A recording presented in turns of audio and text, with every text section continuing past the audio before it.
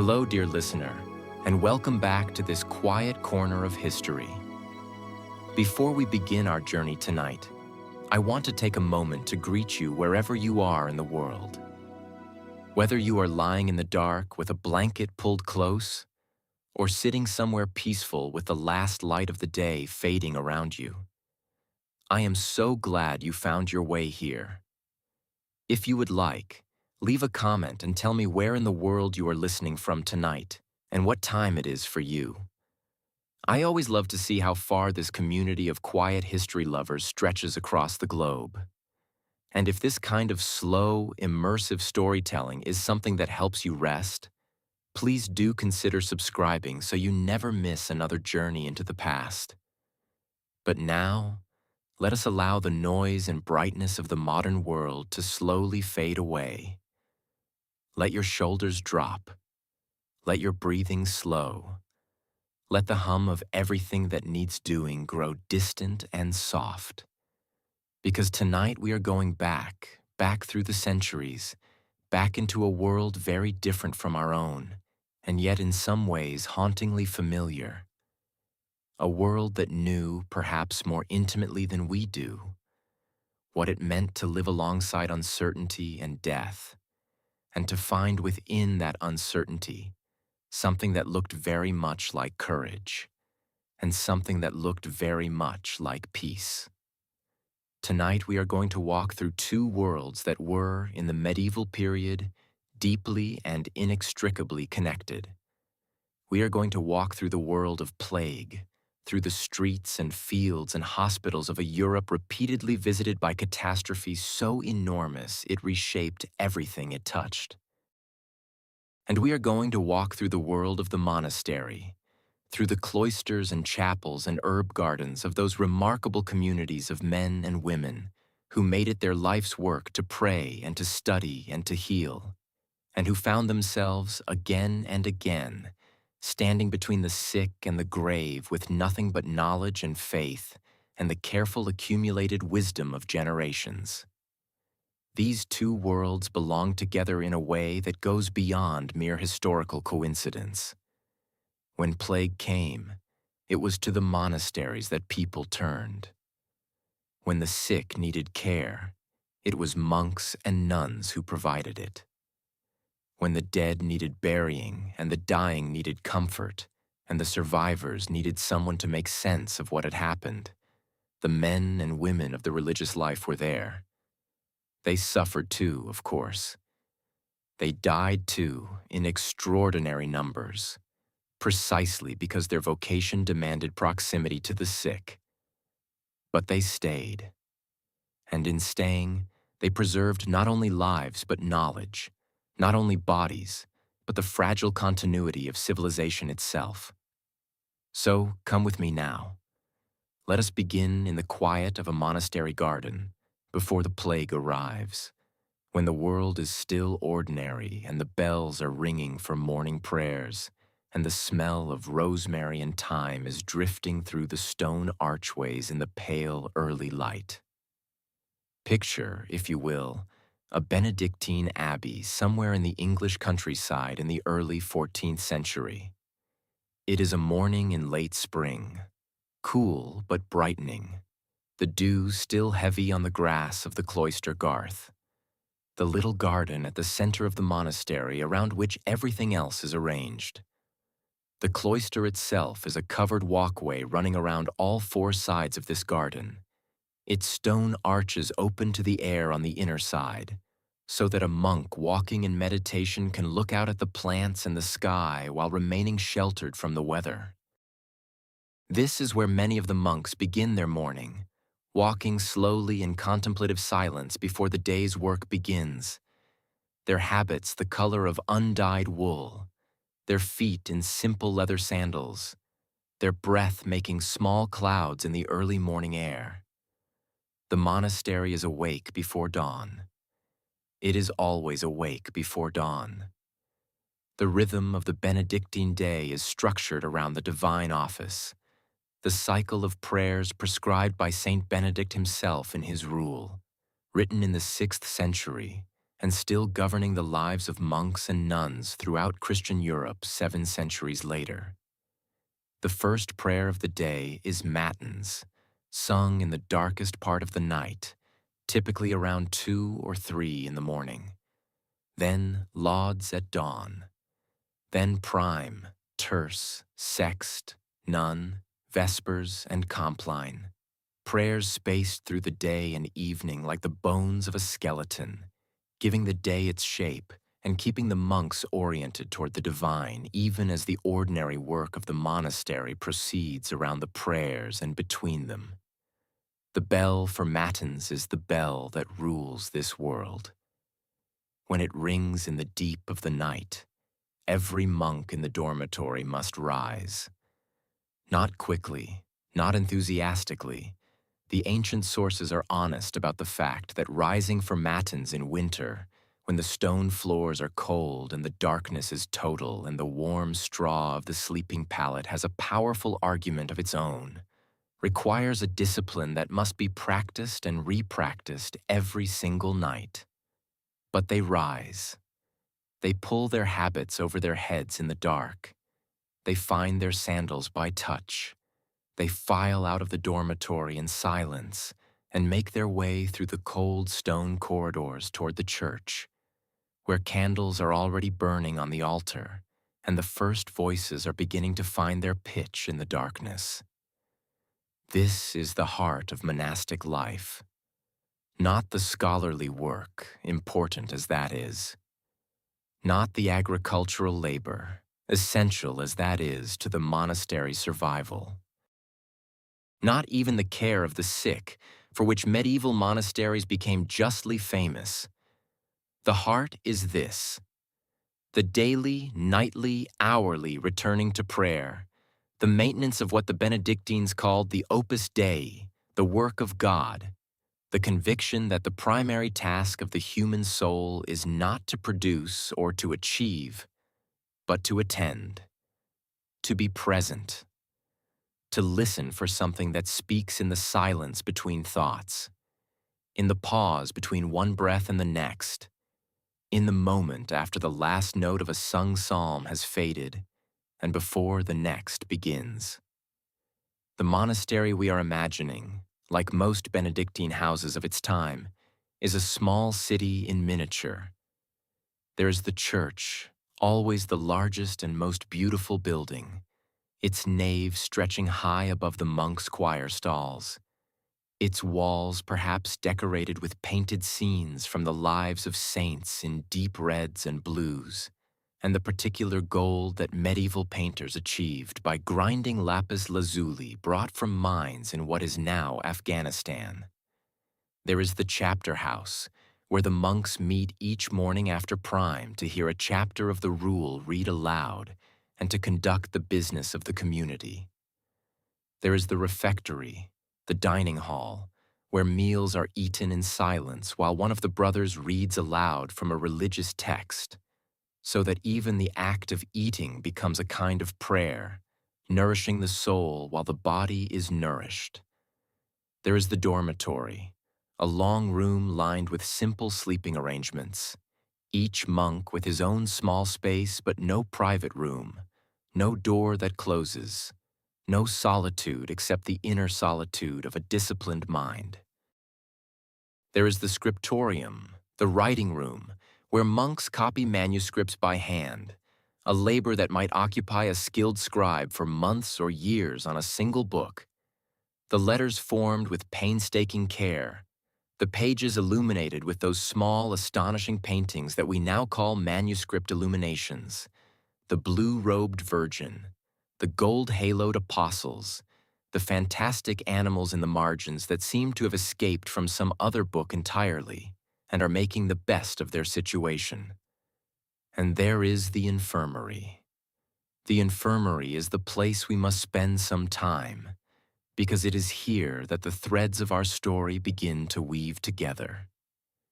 Every monastery of any size had an infirmary, a building set slightly apart from the main complex, where the sick of the community were cared for and where, increasingly as the medieval period progressed, the the sick of the surrounding community might also come.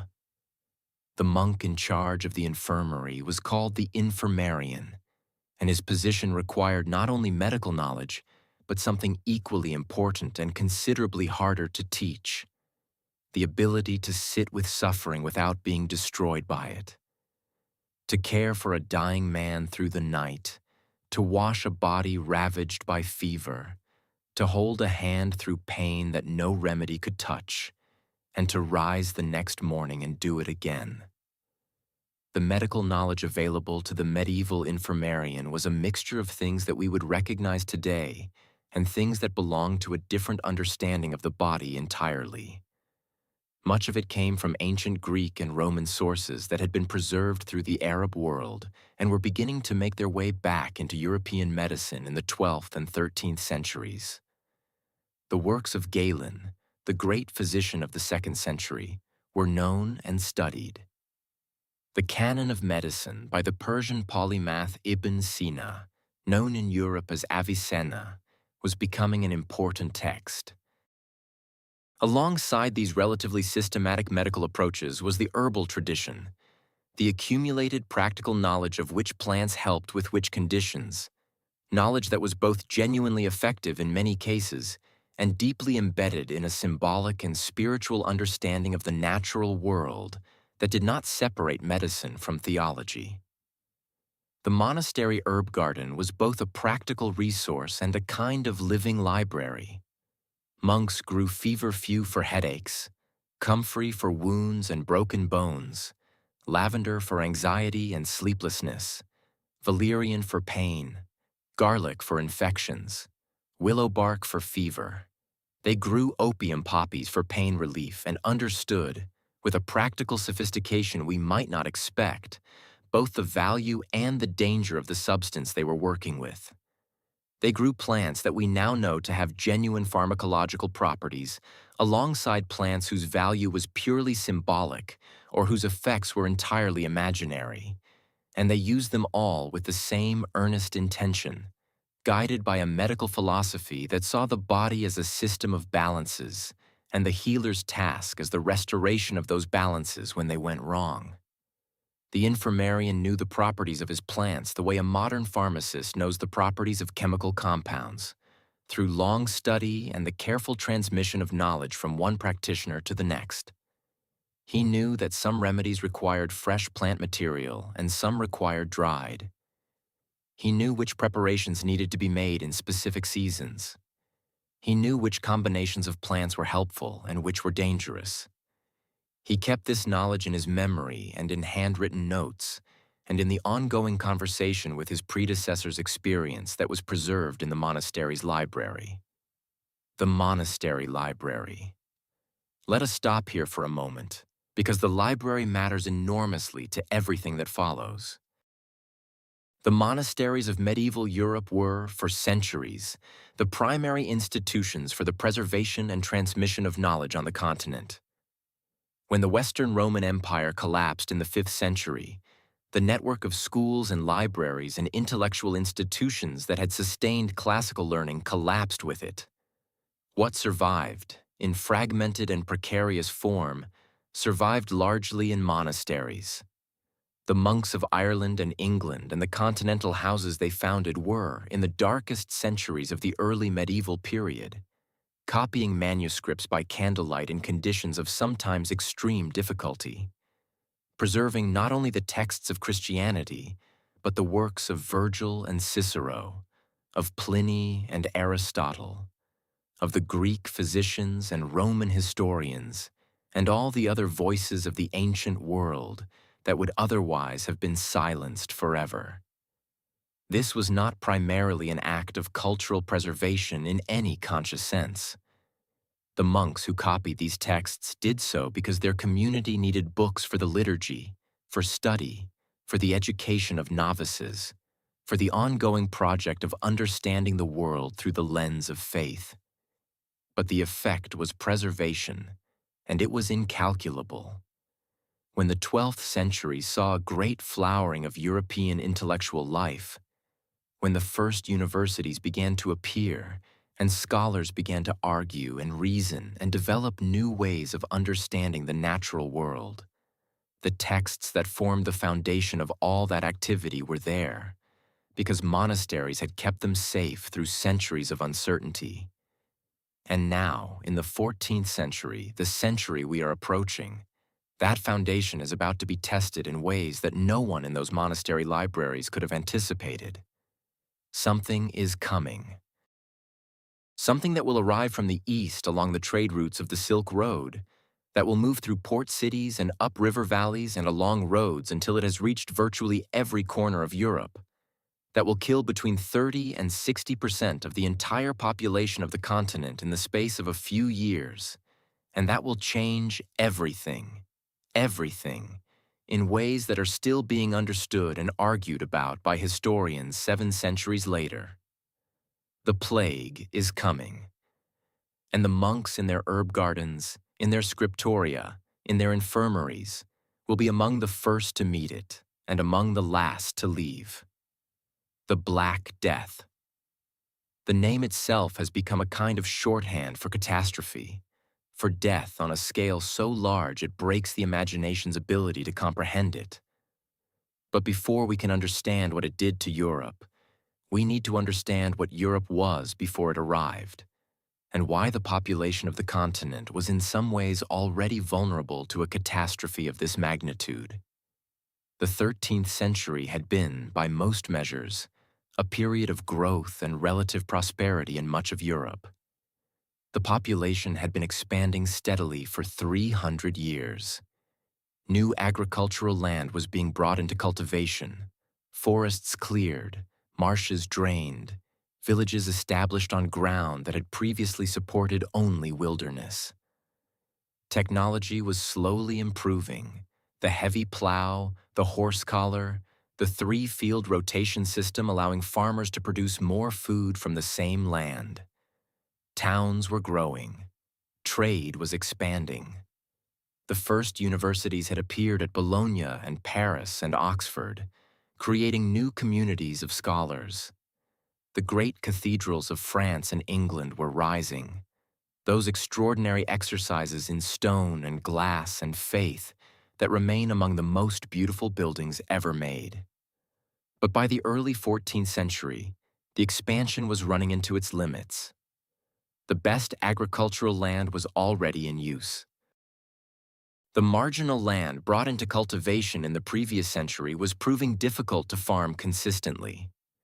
The population had grown faster than food production could keep pace with, and in the decade between 1315 and 1322, a series of catastrophic harvests across northern Europe, caused by a climate shift to colder and wetter conditions, produced a famine of devastating proportions. Millions died. Those who survived were weakened. The social fabric was strained. And then, just as Europe was beginning to recover from the Great Famine, something far worse arrived. Yersinia pestis. This is the name we now give to the bacterium responsible for the plague, identified and named only in the 19th century, but present and lethal long before anyone knew what bacteria were or how they caused disease. The organism lives primarily in rodents, transmitted among them by fleas, and in most circumstances it remains a disease of rodent populations with only occasional spillover into humans. But under certain conditions that appear to have coincided in Central Asia in the late 1330s and early 1340s, it can become something very different. A strain of extraordinary lethality. A disease that spreads with devastating efficiency. A killer that does not distinguish between the young and the old, the rich and the poor, the healthy and the frail. The plague that emerged in the 1340s had 3 main forms, and understanding them matters for understanding what people in the medieval period were experiencing and why the disease seemed, to those who encountered it, like something supernatural, something that could not be explained in any ordinary framework of cause and effect. The bubonic form was the most common. It arrived through the bite of an infected flea, typically a rat flea displaced from its dead or dying host. The bacterium entered the bloodstream and traveled to the lymph nodes, where it began to multiply with extraordinary speed. Within days, the lymph nodes swelled into the characteristic buboes, painful egg-sized swellings typically appearing in the groin, the armpit, or the neck. The skin around them darkened with internal hemorrhaging, which gave the disease one of its names. The victim developed a high fever, extreme exhaustion, and agonizing pain. Without treatment, death came typically within 3 to 7 days, and without modern antibiotics, treatment in the 14th century was essentially impossible. The mortality rate in the bubonic form was somewhere between 30 and 60%. The pneumonic form was worse. It developed when the infection reached the lungs, either by progression from the bubonic form or by direct inhalation of bacteria-laden droplets from an infected person's breath. The pneumonic plague was effectively 100% fatal without treatment, and it was transmitted through the air, through coughing and breathing in proximity to an infected person. A man who sat with a sick friend might be dead himself within 48 hours. The septicemic form was the most rapidly lethal. It occurred when the bacterium overwhelmed the bloodstream directly before the buboes had time to form. People with septicemic plague could die so quickly that they appeared to go to bed healthy and never wake up. The hemorrhaging under the skin in this form was so extensive and so dramatic that the entire body could appear to blacken, giving rise to another of the plague's most evocative names. The Black Death arrived in Europe in 1347. The traditional account holds that it came to the Crimean port of Kaffa, modern Feodosia in Ukraine, where a Mongol army besieging the city catapulted the bodies of plague victims over the city walls in what is sometimes called the first recorded instance of biological warfare. Whether or not this specific incident occurred as described, the disease certainly reached the Black Sea ports in 1346 or 1347, and from there it moved with the extraordinary speed of maritime trade. Genoese trading ships fleeing Kaffa brought the plague to Constantinople. From Constantinople, it moved to Sicily, to Sardinia, to Marseille, to Genoa and Venice. From the port cities, it traveled inland along the roads. By 1348, it was in France, in Spain, in the German states. By 1349, it had reached England, entering through the port of Weymouth or perhaps Bristol, accounts differ, and sweeping northward through the country with a speed that seems almost impossible given the pace of medieval travel, until you remember that people were moving, carrying goods and information and, unknowingly, infected fleas and the bacterium those fleas carried. The speed of the plague's advance varied. In some places, it moved faster than news of its coming. In others, communities had weeks or months of warning, watching the horizon as it were, knowing what was approaching and being almost entirely unable to do anything about it. And this waiting, this knowing and waiting, produced a particular kind of psychological experience that recurs throughout the accounts that survive from this period. A quality of suspension, of time seeming to stretch and thicken, of the ordinary activities of daily life continuing in a kind of dream, because what else was there to do, and yet suffused with the knowledge that those activities might be ending, that the fabric of ordinary life that had always seemed so permanent was actually extraordinarily fragile. In the monastery, this waiting had its own texture. The monks heard things. Travelers passing through brought news, sometimes exaggerated, sometimes understated, always frightening. Letters arrived from brother houses to the south and west, reporting what was happening in their communities. The abbot, whose responsibility was the welfare of his monks, had to make decisions with very little reliable information. Should the monastery close its gates to outsiders? Should the infirmary refuse new patients? Should the pilgrims who came seeking healing be turned away? And if so, would this not contradict the fundamental obligation of Benedictine hospitality, the instruction in the rule that every guest should be received as Christ himself? These were not abstract questions. They were urgent practical and moral dilemmas, and the decisions made in response to them determined who lived and who died. The monasteries that closed their gates early, that refused contact with the outside world, sometimes survived largely intact. The monasteries that stayed open, that continued to receive the sick and the dying, that maintained their tradition of hospitality, even as the plague killed the people who maintained it, often lost more than half their community. Some were entirely wiped out.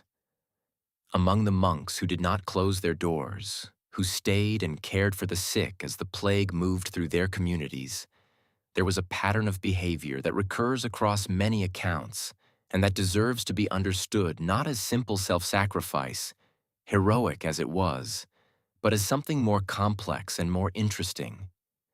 These men and women had a framework for understanding what was happening to them.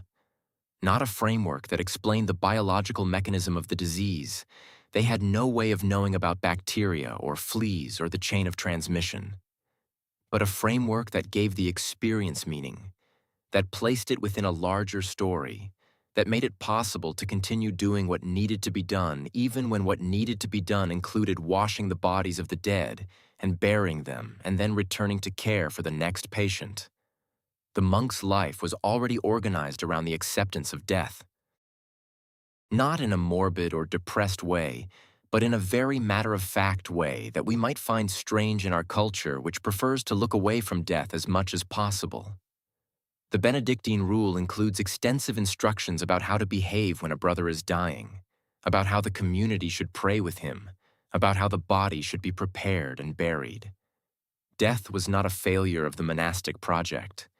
It was the completion of it. The monk who died in his bed, surrounded by his brothers, received into the community's prayers and laid in the monastic cemetery in consecrated ground, was fulfilling the life he had chosen in its most important moment. This orientation toward death as a natural and indeed sacred part of human experience gave the monks who remained at their posts during the plague a certain stability that must have been extraordinary in the context of what was happening around them.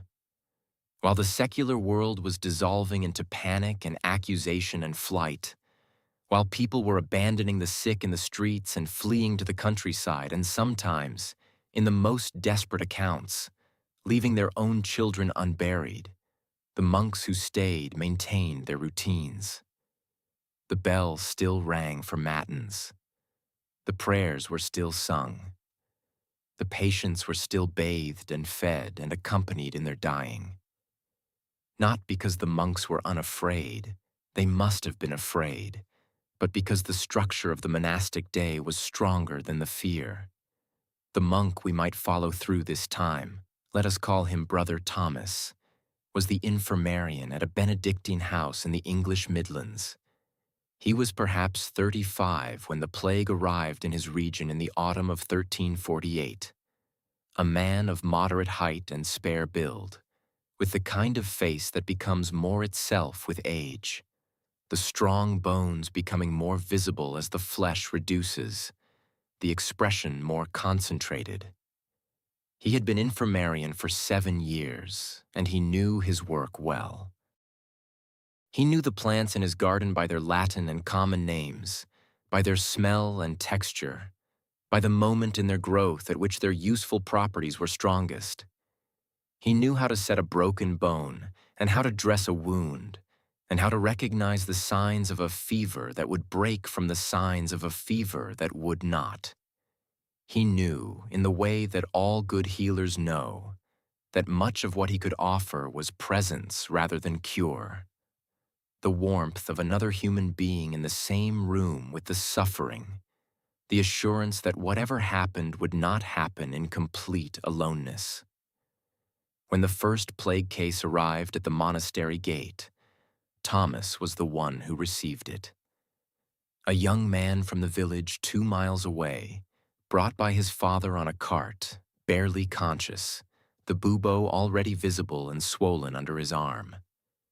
Thomas had heard enough about the disease by this time to recognize what he was looking at. He had the young man carried to a separate room in the infirmary, away from the other patients, and he washed his hands afterward, not because he understood germ theory, but because the monastic tradition of hygiene, derived from a mixture of practical experience and religious prescription, included careful hand-washing as a standard practice. Whether this helped him is impossible to say. It was not sufficient protection against a disease transmitted by fleas, but it was not nothing either. What Thomas observed in the days that followed would have been terrifying even to a man trained to be calm in the face of suffering. The young man's bubo grew larger and more painful, the skin around it darkening from red to purple to the deep bruise black that gave the disease its name. The fever rose and rose. The young man cried out in his delirium, calling for his mother, speaking of things Thomas could not follow. Within 5 days, he was dead. Thomas prayed over him, wrapped him in a shroud, and called for 2 of the lay brothers to carry him to the cemetery. The next case arrived before the first was buried. Within 2 weeks, the infirmary was overwhelmed. The monastery had 30 monks and perhaps a dozen lay brothers, men who had not taken full vows but lived within the community and performed much of the manual labor. By the end of the first month, 7 monks and 4 lay brothers were dead, and others were sick. The abbot, a man of 60 with a cough that had troubled him for years, died in the 3rd week. The prior, who took over the governance of the house, died in the 5th week. Thomas himself fell ill in the 6th week, developed a bubo in his armpit, lay in the infirmary that had been his domain for a week of fever and agony, and then, in a development that was genuinely unusual in an age when the bubonic plague killed more than half its victims, recovered. We do not know why Thomas survived when so many around him did not. We can offer some possibilities. He may have had some degree of natural immunity, a genetic advantage that modern research has suggested may have been more common in certain European populations. He may have had a slightly less severe bacterial load from his initial exposure. He may have benefited from the nursing care of the monks who remained healthy, who kept him hydrated and as comfortable as possible, and perhaps made some small difference to his outcome through the basic competence of medieval nursing. Or he may simply have been lucky, in the way that random processes always include the lucky few who emerge from catastrophic probabilities intact. What we do know is that after his recovery, Thomas returned to work. He was weaker than he had been, and would remain weaker for months. But the work was there, and the people who needed it were there, and so he returned. The plague moved through the English countryside with the inexorability of weather. It did not respect wealth or poverty, learning or ignorance, piety or sin. It killed lords and laborers, bishops and beggars, children and grandparents. It killed monks in such numbers that some communities were reduced from 30 or 40 members to 3 or 4, insufficient to maintain the liturgical cycle, insufficient to perform the divine office that was the whole reason for the community's existence. Houses that had been centers of prayer and learning for centuries fell silent. In the larger world outside the monastery walls, the death toll was producing social effects of extraordinary magnitude. Villages that had been inhabited for generations were emptied. Fields went untended because there was no one to tend them. The harvest of 1348, in many regions, rotted in the ground. Trade collapsed. Courts stopped functioning. In some areas, the normal systems of governance, of tax collection and legal adjudication, and all the other mechanisms by which organized society maintains itself, simply ceased to operate for months at a time because the people who operated them were dead. And everywhere, in the absence of any natural explanation for what was happening, explanations were being sought in the supernatural. God was angry. The stars were in a malign conjunction. The air had become corrupted by some terrestrial miasma, perhaps from earthquakes disturbing the ground, perhaps from the putrefaction of unburied bodies, perhaps from some more mysterious source. These explanations were not merely superstitions. They were attempts, by thoughtful people with the conceptual tools available to them, to make sense of something that broke every previous framework of understanding. Nothing in the experience of 14th century Europe had prepared anyone for a mortality event of this scale and speed. The frameworks that existed, medical, theological, astrological, were all being stretched beyond their capacity to explain. The miasma theory, the idea that plague was caused by corrupted air, had a certain practical utility even though it was wrong about the cause. If bad air caused disease, then purifying the air might help, or at least reducing contact with the bad air. This led to some behaviors that were useless or worse. Burning aromatic woods to purify the air produced smoke that had no effect on Yersinia pestis. But it also led to some behaviors that were accidentally useful. Avoiding crowded spaces reduced exposure to pneumonic plague. The posies of herbs and flowers that people carried were medically ineffective, but may have provided some psychological comfort. And psychological comfort in a crisis has its own value. In the monasteries, the medical response to the plague was constrained by the limits of medieval understanding, but not entirely without logic. The concept of contagion, of disease being transmitted from sick person to healthy person, was not precisely understood, but was empirically observed.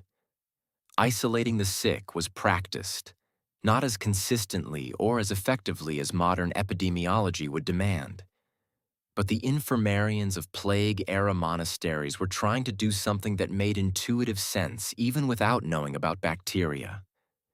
Separating the ill from the well, ventilating sick rooms, burning the bedding of those who died, these were practices that reduced transmission to some degree even without a correct theory to explain why they helped. The herbal treatments applied to plague patients were, by the standards of modern medicine, essentially useless against a bacterial infection of this virulence. No combination of herbs known to medieval medicine could reliably kill Yersinia pestis in the body of an infected person, and without that, the progression of the disease could not be stopped. What the treatments could do, and sometimes did, was manage symptoms. Reducing fever, providing pain relief, keeping the patient comfortable and hydrated. These things could not cure plague, but they could make the dying easier and might, in marginal cases, help a patient who had some natural resistance to survive long enough for their own immune system to do what medicine could not. There was also, in the monastic care of plague patients, something that we might today call palliative care, though the medieval monks had no such term for it. The recognition that when cure is impossible, the task of the healer becomes the management of suffering and the preservation of dignity.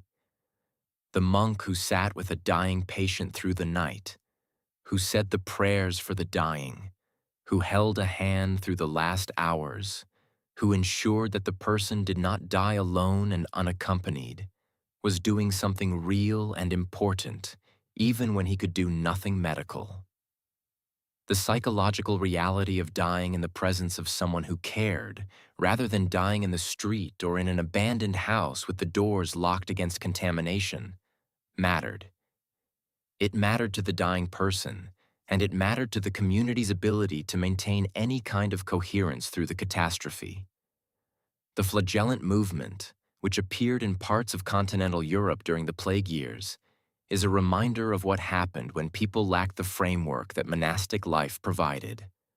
The flagellants, groups of lay people who traveled from town to town, publicly beating themselves in acts of penitence, believed that the plague was divine punishment for human sin, and that by suffering voluntarily they could appease an angry God. Their processions were extraordinary and alarming spectacles, and they also, by gathering large numbers of people together in close proximity, probably helped spread the very disease they were trying to escape. The Church eventually condemned the movement, but it flourished for a time precisely because it offered something that nothing else was offering: a way to act, to do something, to feel that human agency was not entirely helpless in the face of an overwhelming catastrophe. The monks had a different way of acting. They had their routines, their prayers, their herb gardens, their infirmaries, their carefully preserved books of medical knowledge. And they had something else as well, something that is harder to quantify, but that runs through the accounts of monastic life during the plague years, like a thread of gold through dark cloth. A conviction, not always articulate and not always free of doubt, that the work they were doing had a meaning beyond its immediate effects. That caring for a dying man who would die regardless was not a failure, but a fulfillment. That singing the divine office in a choir depleted by death was not a mockery, but an affirmation. That keeping the lamp of learning burning in a dark time was worth the oil it consumed.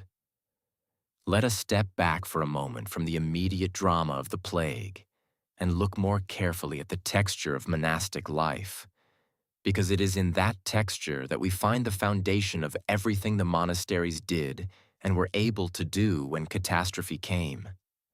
The plague did not find the monasteries unprepared, not in the sense that they knew it was coming. Of course they did not, but in the sense that the monastic life was already a practice in dealing with the essential difficulties of human existence. Illness, death, the limitation of human knowledge and human power, the necessity of doing what must be done in the presence of those limitations. These were not theoretical problems for monks. They were daily realities. The novice, the young person entering the monastery for the first time, underwent a period of formation that lasted typically at least a year and often much longer. During this time, they learned not only the prayers and the rule and the practical skills needed for monastic life. They learned, through deliberate instruction and through the slow work of daily practice, a way of inhabiting their own experience that was different from the way most people live in the world. They learned to observe their own thoughts without immediately acting on them. They learned to tolerate discomfort, physical and emotional, without the normal repertoire of distraction and avoidance. They learned to be present in the moment they were in rather than perpetually projected into the future or retreating into the past. They learned, in other words, things that we would today recognize as the core practices of contemplative psychology, and that the monastic tradition had been teaching and refining for centuries before modern psychology gave them new names. This formation did not make monks superhuman. It did not eliminate fear or grief or the desperate wish that things were otherwise. But it gave them a relationship with those experiences that was different from the relationship of someone without that training.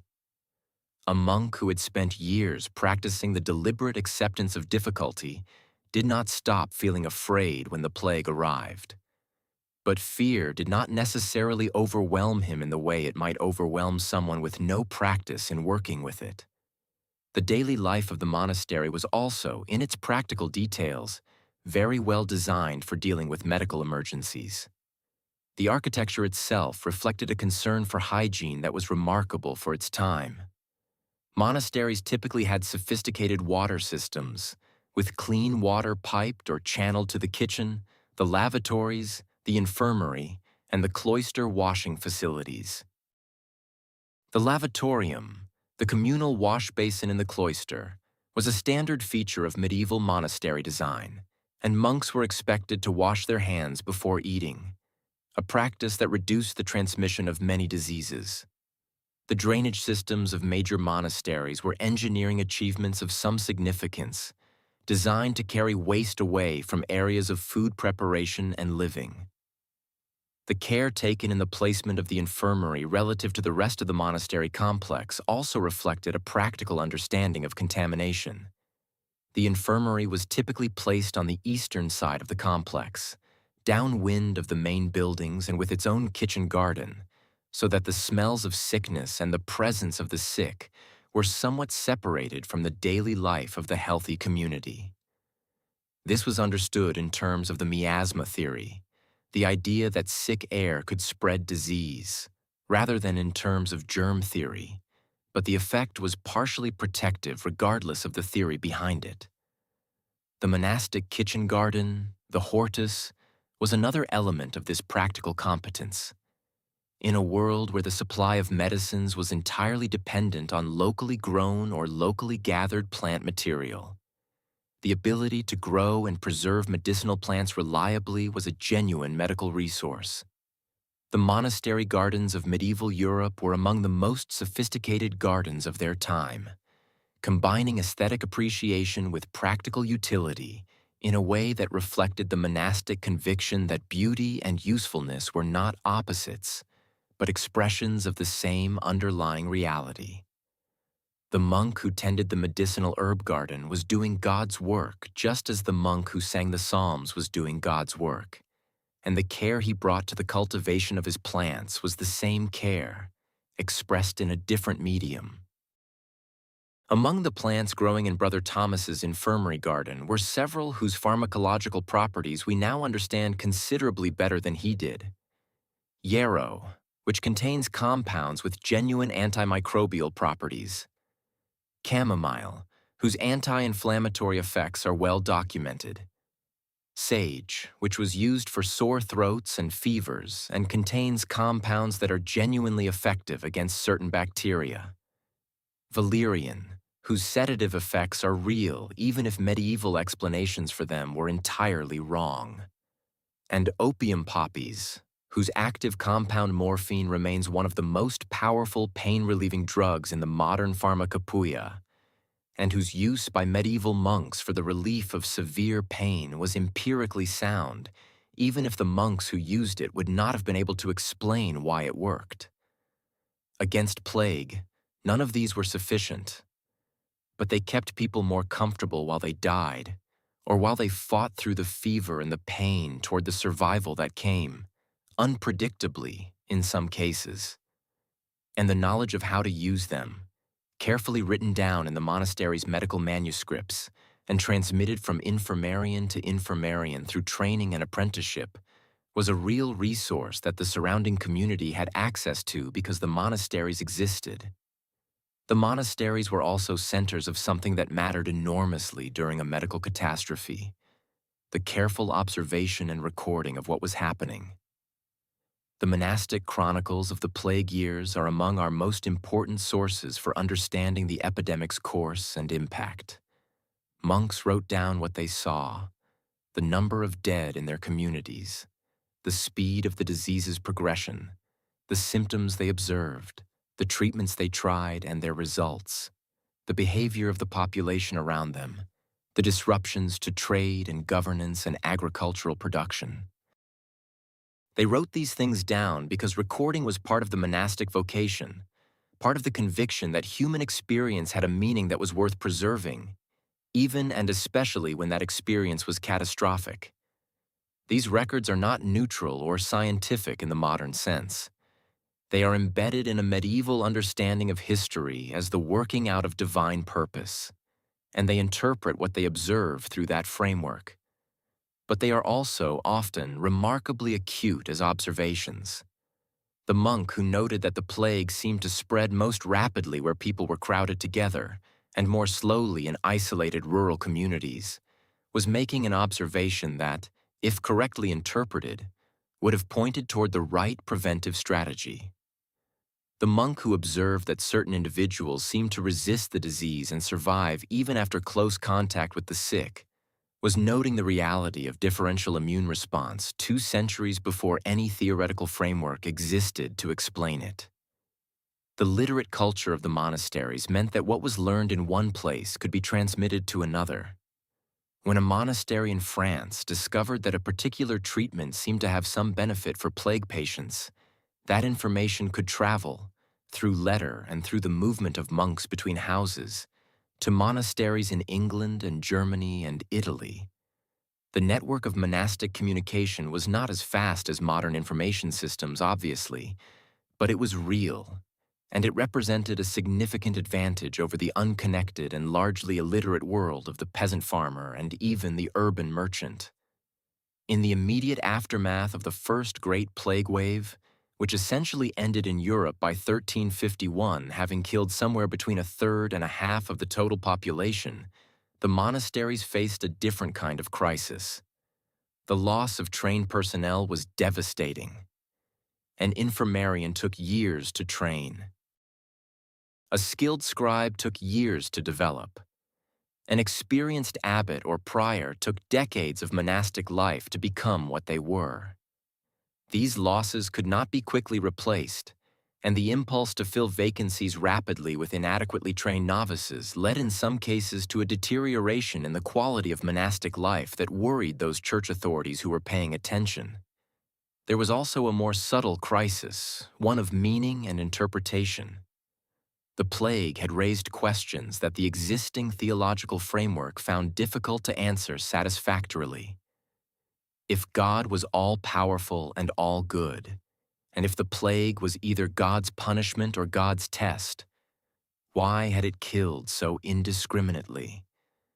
Why had it taken the devout along with the sinful, the monk at prayer along with the criminal in the street, the baptized infant along with the unrepentant sinner? The standard theological responses to the problem of suffering were being strained almost beyond their capacity by the scale of what had happened.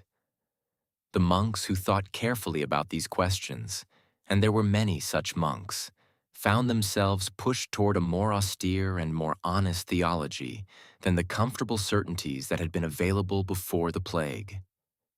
The mystics of the 14th century, the writers of the cloud of unknowing, Julian of Norwich with her extraordinary meditations on divine love in the face of suffering, Meister Eckhart with his insistence on the unknowability of God and the necessity of releasing all certainties. These figures were shaped by the experience of living in a world where catastrophe had made the simple equations of medieval popular theology obviously inadequate.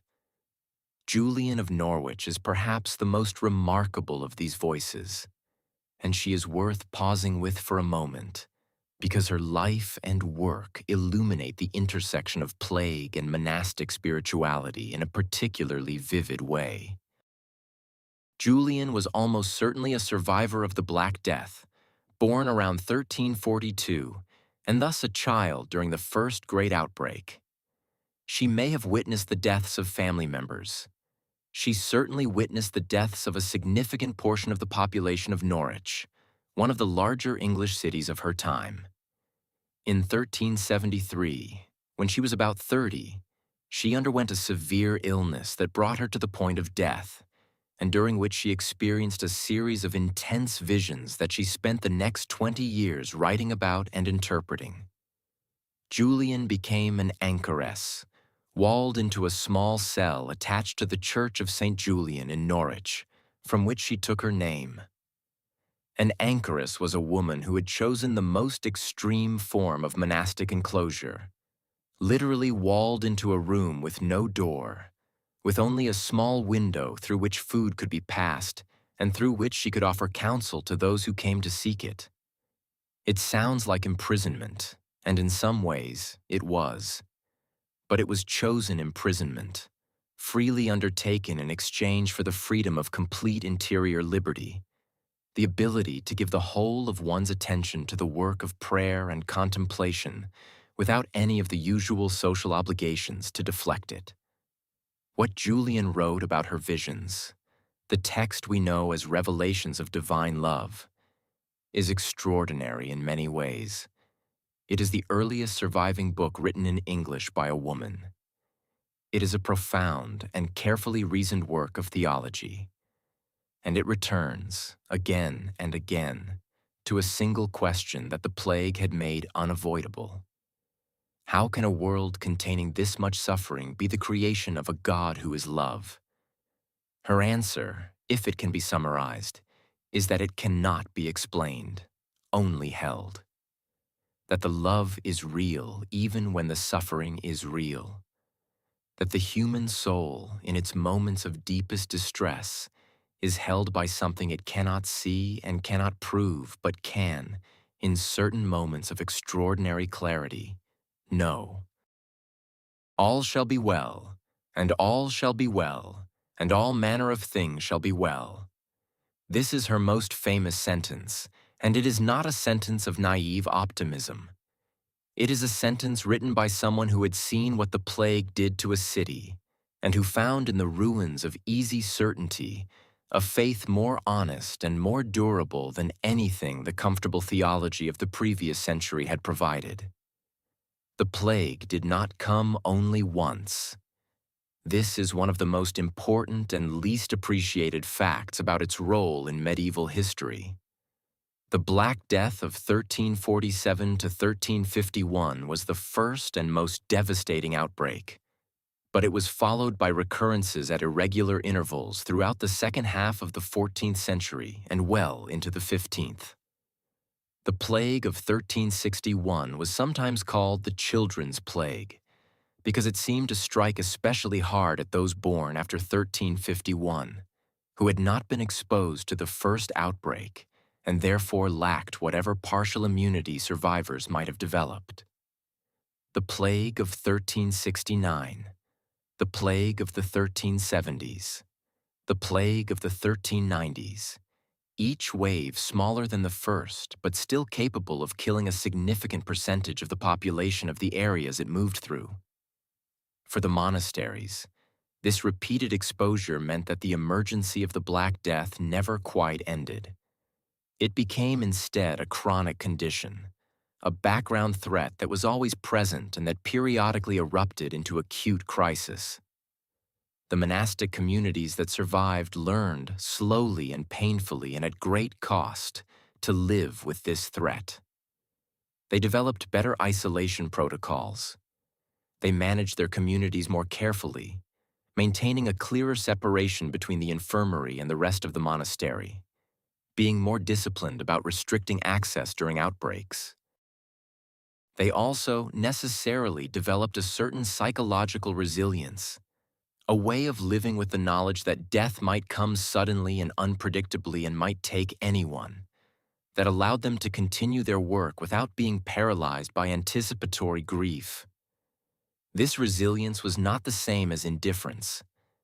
The monastic chronicles are full of expressions of grief for specific individuals, for beloved abbots and skilled craftsmen and gentle infirmarians, for the particular irreplaceable personalities of specific human beings who had been part of the community and who were gone. Medieval monks were not Stoics in the sense of people who suppressed or denied emotional response to loss, but they had a relationship with loss that was different from pure helplessness, because the structure of their life gave grief a place to go. The prayers for the dead were specific and elaborate and took time. The anniversary masses for deceased members of the community were scheduled and observed for years after the deaths. The act of naming and remembering the dead was built into the monastic calendar, so that the community's relationship with its losses was active rather than passive, maintained rather than merely endured. The monastery also had a role as memory keeper during the plague years that went beyond its own community's losses. When villages were depopulated and their inhabitants scattered or dead, the records of who had lived there, the property records and tax rolls and the informal accumulated knowledge of local families and local history often survived only if they had been deposited in the nearest monastery. The monks were among the few literate people in most regions, and they were the institutional memory of the communities around them. When the plague passed and survivors tried to rebuild, they came to the monastery not only for medical care, but for documentary evidence of who had owned what, who had been married to whom, who had held which rights over which pieces of land. This role as institutional memory had profound long-term consequences. The monasteries that survived the plague with something of their scholarly culture intact were able to continue the work of preserving and transmitting knowledge that had been their vocation for centuries. The great libraries of the surviving monasteries, battered by the deaths of the scholars who had built them but not destroyed, continued to hold the accumulated wisdom of the ancient and Christian worlds, continued to be places where a young man with a curious mind and a desire to learn could find more books than he would find anywhere else in his world. And in those libraries, in the years and decades following the first Great Plague, something new was beginning to stir. The experience of the plague had not destroyed the monastery's commitment to learning. In some ways, it had intensified it, had made more urgent the question of what human beings could know and how they could know it, had pushed scholars toward a more empirical engagement with the evidence of their own senses and a somewhat more skeptical relationship with received authority. The seeds of what would eventually become the Renaissance and then the scientific revolution were being watered, in part, by the grief and the intellectual restlessness of people who had lived through the plague and were trying to understand what had happened to them. The monks who sat in the libraries and infirmaries of the years after the Black Death were not modern scientists. Their framework of understanding remained theological, and their methods remained those of careful textual scholarship rather than experimental investigation. But they were asking harder questions than their predecessors had felt the need to ask. They were looking more carefully at the evidence of their experience.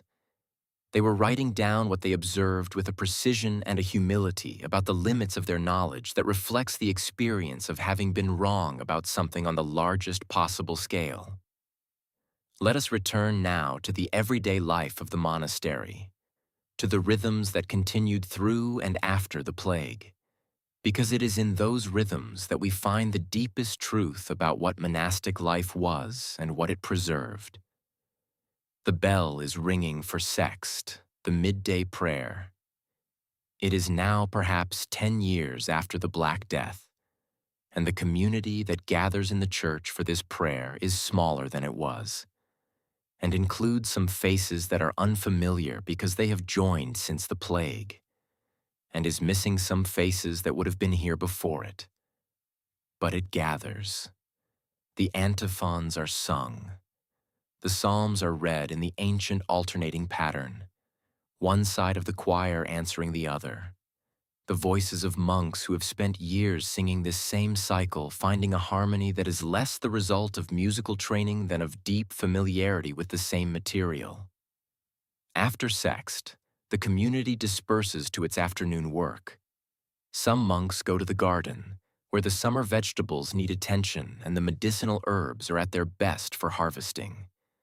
Some go to the scriptorium, where the careful work of copying and illuminating continues regardless of what is happening in the world outside the walls. Some go to the kitchen, where the preparation of the main meal of the day is in progress. And some, the infirmarian and his assistants, go to the infirmary, where patients are waiting. The patients in the monastery infirmary in this period after the first Great Plague are a mixed population. There are elderly monks whose bodies are giving way in the ordinary ways that bodies give way to age. There are younger monks recovering from illnesses and injuries, and there are people from outside the monastery walls, lay people who have come seeking care because the monastery infirmary is the best medical resource available within a reasonable distance. The infirmarian receives them all with the same competent attention, without the distinction of status or wealth that governed medical care in the world outside. This was not entirely altruistic. The monastery's reputation as a healing institution was valuable, generating donations and goodwill from the surrounding community. But it was also genuinely motivated by the Benedictine principle of hospitality and the theological conviction that service to the sick was service to Christ himself.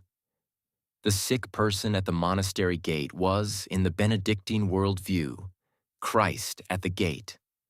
and the quality of welcome extended to the sick poor was therefore spiritually equivalent to the quality of welcome that would be extended to the most honored guest.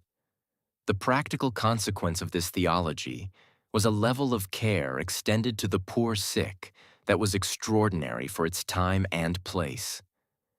A poor laborer who fell ill and was brought to the monastery infirmary received the same attention from the infirmarian as a wealthy donor or a noble patron. He was examined with care, treated with whatever the monastery's medical resources could offer, fed from the monastery's kitchen while he was too ill to eat independently, prayed over with the same prayers used for the monks of the community. He might not survive. The infirmarian's resources were limited, and many conditions were beyond medieval medicine's ability to treat.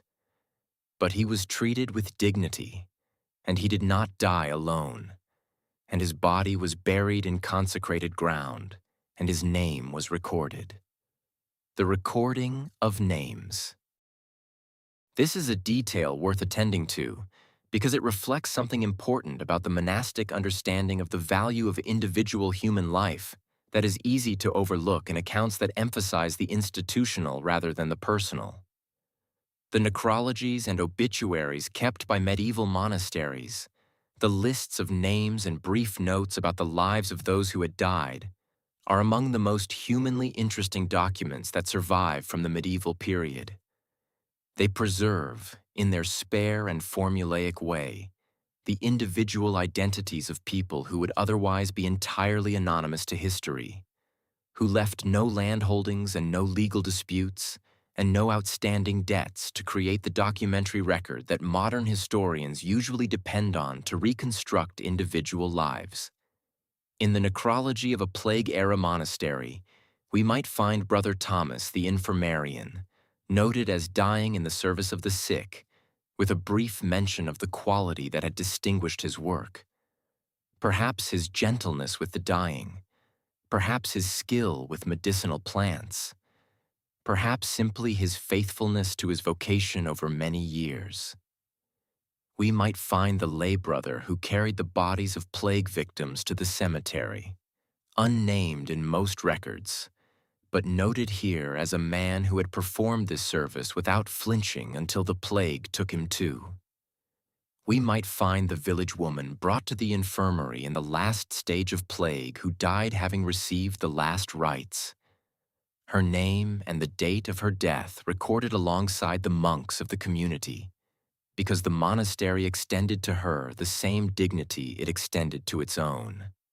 These records are the testimony of a culture that took seriously, in practice as well as in principle, the Christian conviction that every human being had a soul of infinite worth.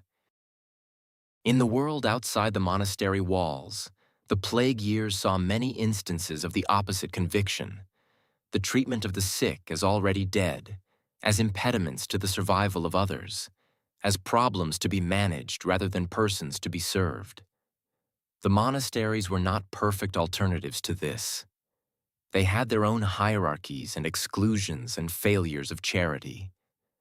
But they had, embedded in the daily practice of their life, a counterweight to the natural human tendency to protect the self at the expense of the other, and they exercised that counterweight in circumstances that tested it to its limits. The library in the evening. Let us end there. In the scriptorium, as the light is fading and the monks are putting away their pens and covering their inkwells for the night. One monk, older than the others, his eyes tired from a day's close work, is finishing a page. The manuscript he is copying is a medical text, a practical guide to the treatment of fevers and wounds, and the many other conditions that the monastic infirmary routinely encounters. He is not copying it because anyone has asked him to, but because the monastery lost its only copy of this particular text when the brother who had been its primary keeper died in the plague, and the knowledge in it is too valuable to be lost. The copying of this text is an act of faith in the continuity of the future. The monk doing it does not know whether the monastery will still exist in 100 years, or whether the knowledge he is preserving will ever be used by anyone. He has lived through enough to know that continuity is never guaranteed. But he copies anyway, because the alternative of allowing the accumulation of human knowledge and human care to dissipate in the face of catastrophe, is not acceptable.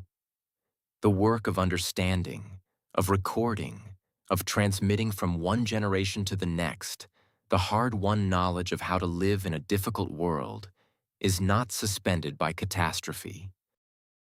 It is, in the monastic understanding, exactly what catastrophe makes more necessary.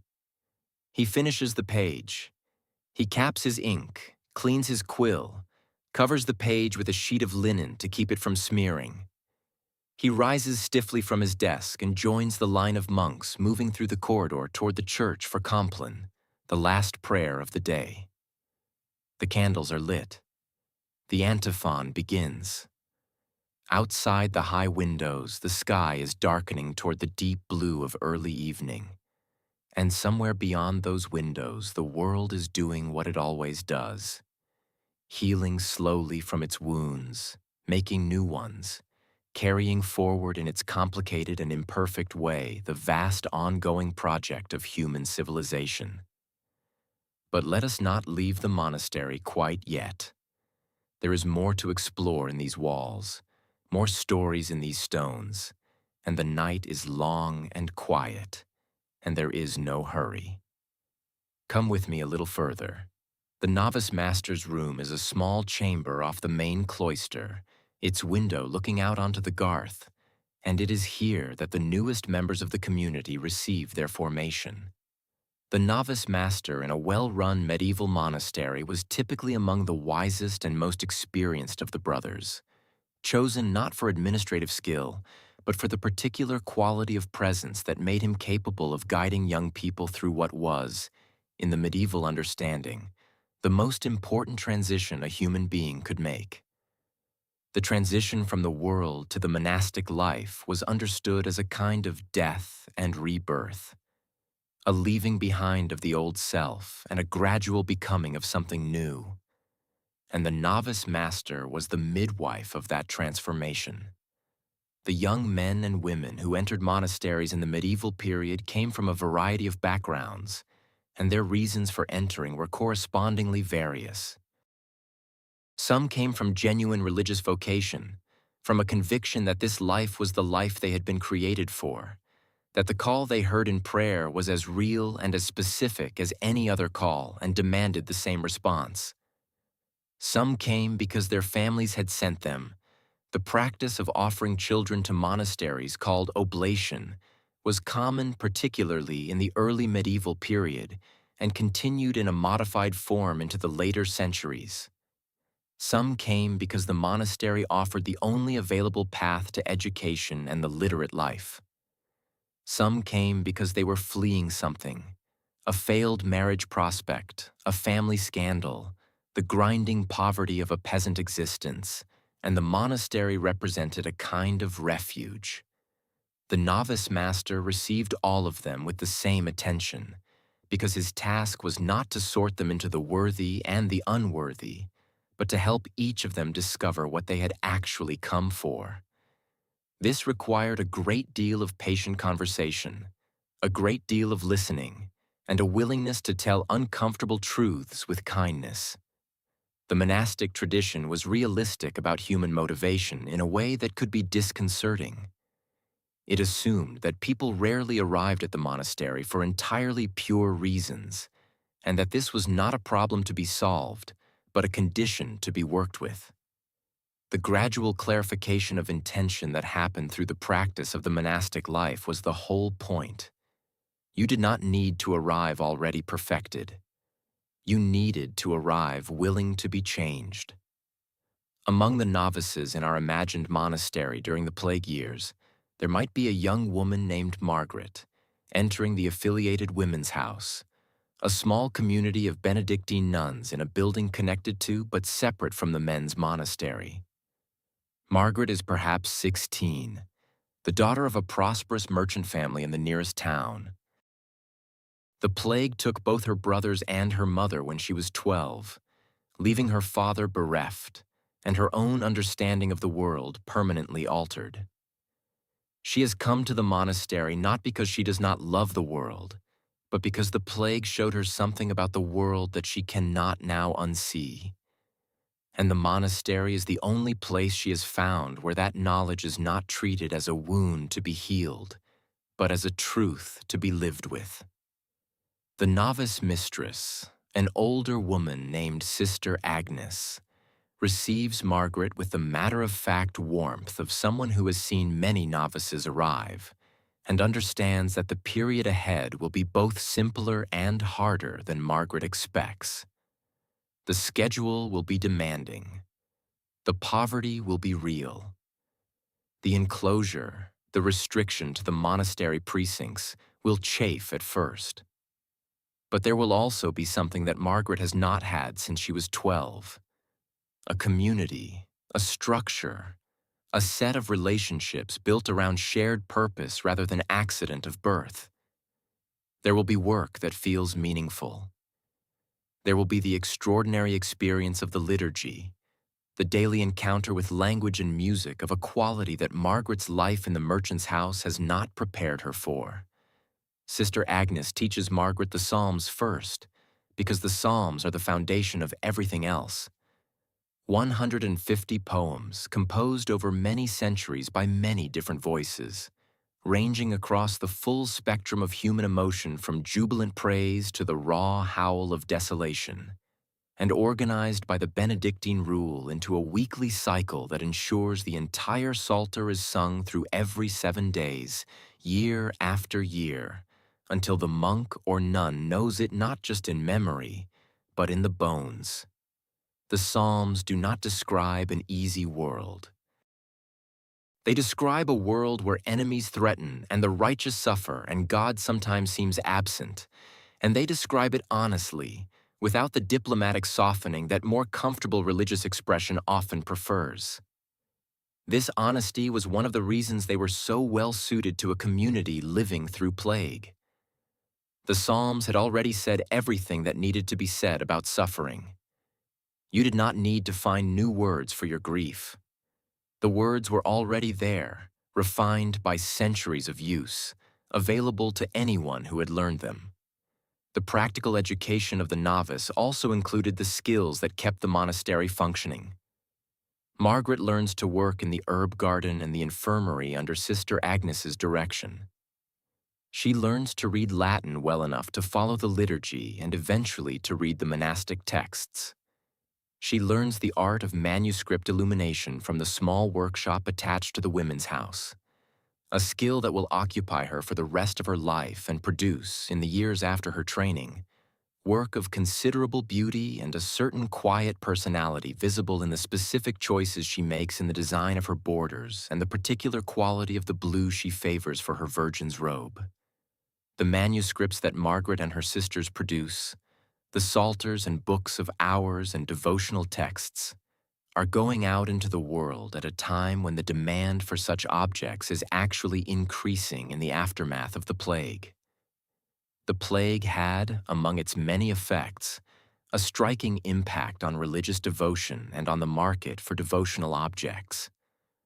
People who had watched half their community die were thinking about death and salvation with an urgency they had not previously felt, and many of them wanted physical objects that could anchor that reflection, that could be held in the hands and looked at and carried through the day as reminders of what mattered.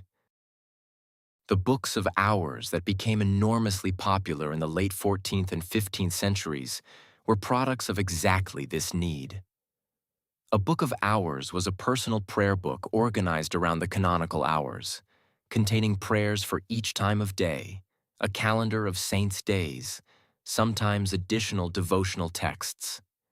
They were produced in enormous quantities for people who could afford them, from modest versions for prosperous merchants to extraordinarily lavish productions for the nobility and royalty. The illuminated pages of these books, the bright jewel-toned miniatures depicting scenes from Scripture and the lives of saints, were exactly what the name suggests. Illuminations, sources of light in a dark world. Small portable windows into a reality understood to be larger and more permanent than the catastrophe-prone world visible through the actual window. Margaret's illuminations appear in books that travel far from her monastery, carried by merchants to other cities, given as gifts by wealthy patrons to their friends, copied and imitated by other illuminators who have seen her work and been struck by some quality in it that they want to understand. She does not know this, because the circulation of manuscripts is beyond her knowledge, and the anonymity of monastic art was in any case a deliberate feature rather than a deficiency. The work was not signed because it was not understood as self-expression. It was understood as service.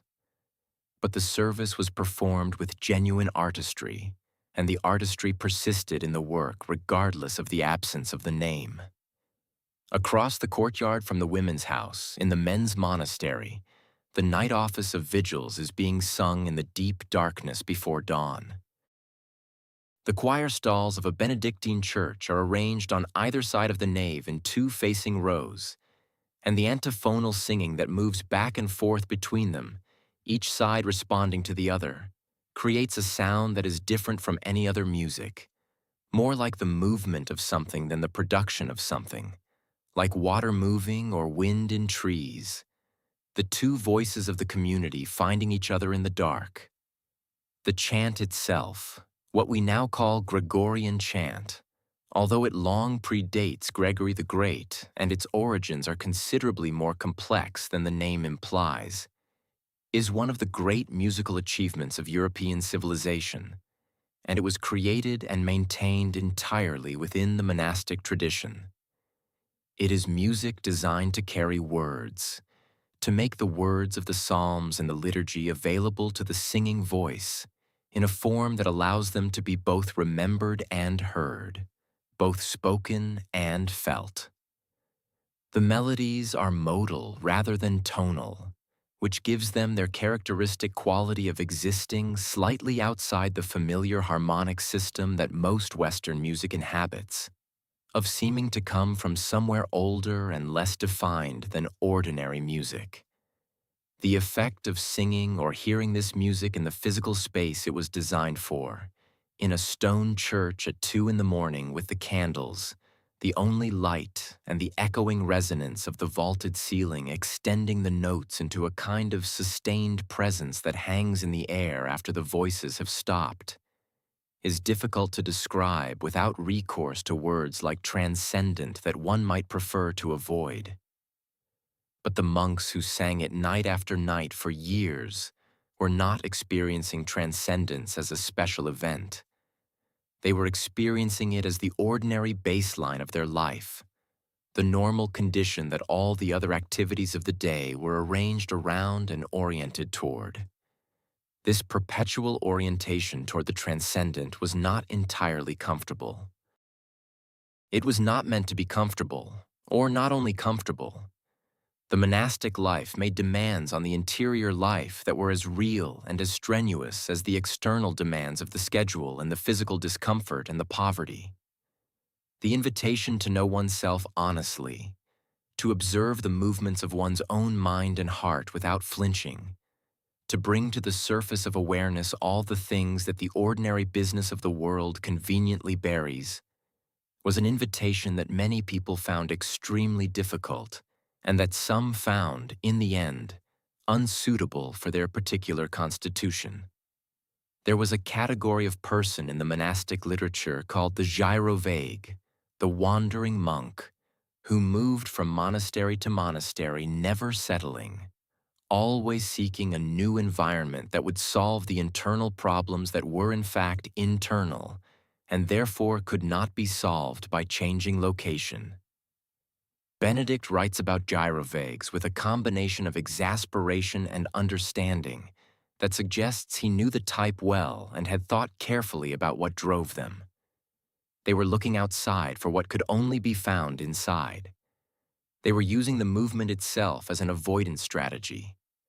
The stable community, The commitment to stay in one place with the same people through all the difficulties that staying always generates was a deliberate counter to this tendency, a structure that made flight impossible and therefore forced the interior work.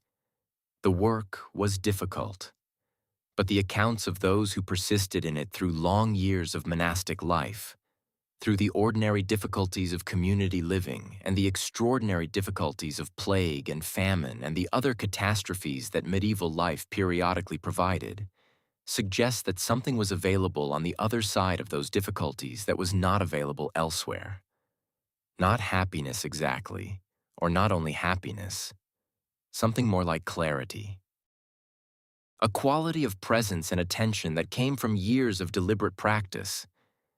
An ability to be in the moment one was actually in, rather than the moment one wished one were in, that had been earned through the patient daily work of returning again and again to the only reality that was ever actually available, which was the reality of right now.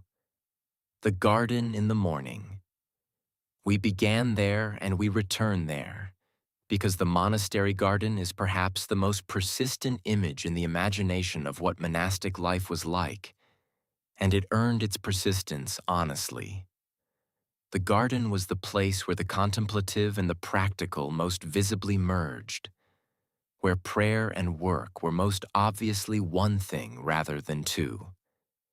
The monk or nun who knelt in the garden to tend the medicinal herbs was engaged simultaneously in work that would have immediate practical consequences for the patients in the infirmary and in a form of attention that was not essentially different from the attention of prayer. The close observation of a living plant, the noticing of its particular qualities at this moment in its growth, the adjustment of care in response to what was observed, required the same quality of presence, the same willingness to be here now rather than elsewhere, that the contemplative tradition at its best was always trying to cultivate. The monastery garden was also a reminder, in the most immediate possible way, of the continuity of life through death. Seeds planted in the autumn by monks who might or might not survive to see the spring germinated and grew regardless. A plant established in a garden bed and tended by one infirmarian would serve the next infirmarian and the one after that, its roots persisting in the same soil through the turnovers of personnel that plague and age, and the ordinary attrition of time always produced. The garden did not notice the plague. It suffered its own losses, of course. A particularly harsh winter could kill even well-established plants, and a period of neglect during the worst weeks of the plague might allow weeds to overwhelm cultivated species. But it recovered. It always recovered. The same rosemary bush that had provided material for the plague patients would provide material for the patients of the next generation, and the generation after that, rooted in the same earth, older and more gnarled perhaps, but fundamentally continuing. This continuity of the garden was an image of something the monastery was trying to embody more broadly. Not the immortality of individuals. The monastic tradition had no illusions about individual immortality in the sense of the avoidance of death. But the continuity of the project, the transmission of the accumulated wisdom and practice of the community from one generation to the next, the maintenance of the flame that had been lit by the founders, and that it was the current generation's responsibility to pass on undiminished to those who would come after. In the worst years of the plague, this continuity was genuinely threatened. Monasteries that lost 3/4 of their community in a few months were not simply depleted of personnel. They were depleted of the living carriers of specific knowledge and specific practice that could not simply be reconstructed from books. The way a particular chant had been sung in this community, the specific variant of a medical treatment that had been developed over generations of practical experience in this infirmary, the particular interpretation of the rule that gave this community its character. These things lived in people and died with people, and no manuscript, however carefully written, could entirely substitute for the living transmission. This was understood by the survivors, and it created a particular urgency in the reconstruction of monastic communities after the plague. The training of novices became more intensive, more deliberate, more aware of the fragility of what was being transmitted. The writing down of things that had previously been transmitted only in person became more common. The exchange of monks between communities, sending an experienced brother to a depleted house to help rebuild, became a recognized practice of mutual support within the monastic network. The network itself, the web of relationships between houses that was maintained through letter and through the movement of people, and through the shared rule and shared liturgy that all Benedictine houses held in common, proved its value in exactly the circumstances that had seemed most likely to destroy it. The question of women's monasteries during the plague deserves its own moment of attention, because the experience of nuns during these years was in some ways different from and in some ways identical to the experience of their male counterparts, and the differences illuminate something important about the structure of medieval religious life and the particular courage of women within it. Women's monasteries in the medieval period were more strictly enclosed than men's houses. The movement of nuns beyond their monastery walls was severely restricted, in theory and in most cases in practice, by canon law and by the strong views of ecclesiastical authorities who believed that women's safety and virtue required enclosure. This created a paradox during the plague. The monks could go out, could ride to villages to bring back the sick, could travel between houses to exchange knowledge and personnel, could engage with the world in the multiple practical ways that the crisis required. The nuns could not. Their response to the plague had to be conducted entirely within the walls of their house. And yet within those walls, the nuns' contribution was extraordinary. The women's infirmaries, staffed by women who had received the same medical training from the same tradition as their male counterparts, cared for sick members of the community with the same competence and the same compassionate attention. The women's scriptoria continued to produce manuscripts. The women's gardens continued to provide medicinal herbs. The women's prayers continued to be offered. And in the theology of the time, the prayers of an enclosed community were understood to have a kind of spiritual force in the world that was not dependent on physical movement or external action. The enclosure that was supposed to protect women from the dangers of the world did not, of course, protect them from the plague. The plague came to enclosed communities as it came everywhere, carried in by a visitor, by a delivery of supplies, by a nun returning from a permitted external errand, by the simple impossibility of preventing the movement of infected fleas across a wall. When it arrived, the women dealt with it as the men dealt with it, by doing what their vocation required, caring for the sick, burying the dead, maintaining the liturgy with however many voices remained, and continuing the work of the community in the hope that the community would endure. Many of them did not survive. We know this from the records of episcopal visitations, when bishops visited monasteries to check on their condition, and from the necrology lists that survived from some women's houses. We know that some communities were entirely wiped out, that others struggled for years with insufficient personnel to maintain the liturgical life, that others recovered slowly over generations. We know less than we would like to know because women's communities were less well documented than men's, their records less carefully preserved, their individual members less often named in the sources that historians have traditionally relied on. But we know enough to recognize that the women of the medieval monasteries, in their restricted and sometimes overlooked way, were doing the same work that the monks were doing, maintaining the light of learning and care and prayer in the darkness of the plague years, and doing it with the same quality of deliberate faithfulness that we find in the male communities. Julian of Norwich, walled into her cell and writing about divine love in the aftermath of plague, is the most famous representative of this tradition. But she was not alone. She was one voice in a chorus of women who had chosen, in various ways and in various circumstances, to give their lives to the work of attention and service and prayer, and who found in that work, through the darkest years Europe had known, something that sustained them and that they could offer in turn to the world outside their walls. The night is very late now, or very early, depending on how you count it.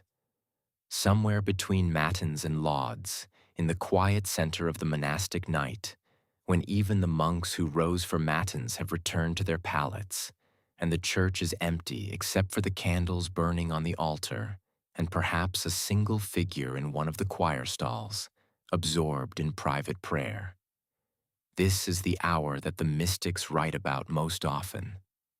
The hour when the ordinary defenses of the mind are down, when the noise of the day's concerns has faded, when the threshold between the individual soul and whatever is larger than the individual soul becomes thinner and more permeable. It is the hour when Julian of Norwich received her showings, her visions of the divine love that underlay even the worst suffering.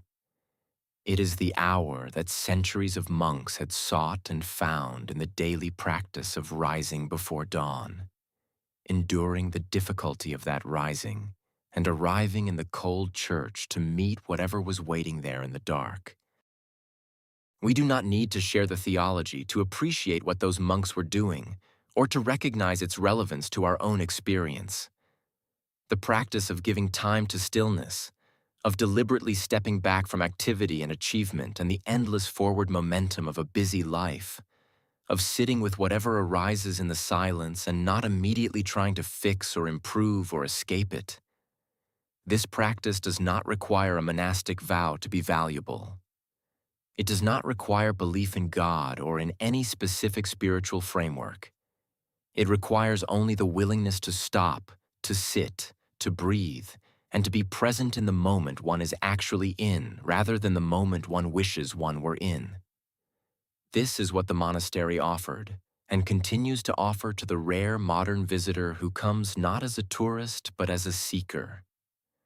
Not an escape from the world, the monastic tradition was always too honest for that, too aware of the capacity of the human mind to carry its difficulties with it wherever it goes, but a structured encounter with the world as it actually is, stripped of the distractions that normally keep us from seeing it clearly. The beauty of the liturgy, the silence of the cloister, the garden growing steadily in its particular way, the faces of the community, familiar and sometimes irritating and sometimes unexpectedly illuminated by some quality that you had not noticed before. The text that you have read 100 times and that today, for reasons you cannot entirely explain, says something it had not said before. The plague tested all of this. It tested it to the point where some communities broke under the weight of the testing, where the structures that had been built to support human beings in difficulty proved insufficient to support human beings in this degree of difficulty. This is not a failure of the monastic ideal. It is a testimony to the severity of what the plague was. The remarkable thing is not that some communities failed, but that so many endured, that the tradition survived, that the libraries were preserved and the gardens were tended and the prayers were said and the sick were cared for, that when the worst of the plague had passed, there were people still standing who knew what a monastery was supposed to be and who rebuilt it.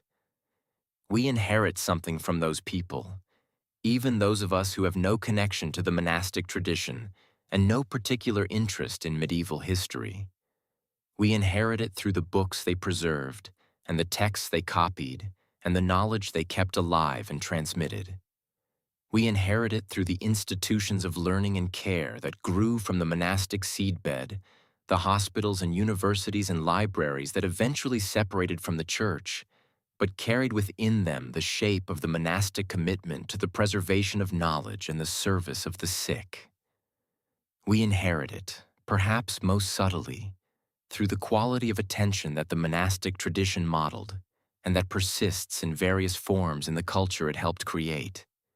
The idea that some things are worth doing carefully and quietly and for their own sake, that the accumulation of wisdom takes time and patience and the willingness to remain present through difficulty, that the human capacity for compassion is real and worth cultivating even in circumstances that seem designed to exhaust it.